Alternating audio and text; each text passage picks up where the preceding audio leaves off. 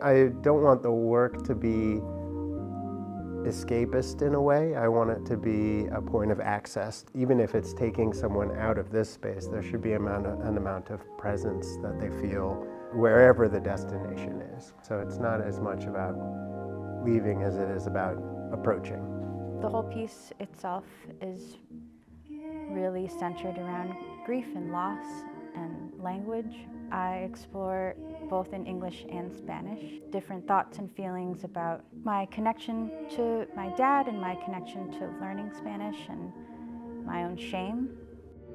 There is kind of a reflection about mental health and what our environment is doing to us and how I'm feeling. I think it's going to be an intimate journey.